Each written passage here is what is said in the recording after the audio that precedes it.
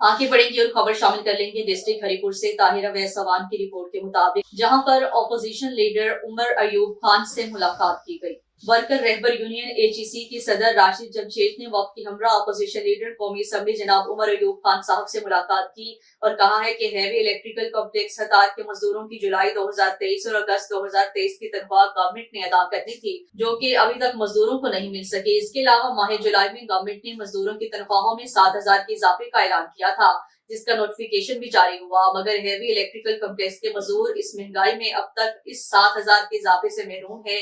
महंगाई रोज बरोज बढ़ रही है, जबकि मजदूरों का जीना मुश्किल हो गया है।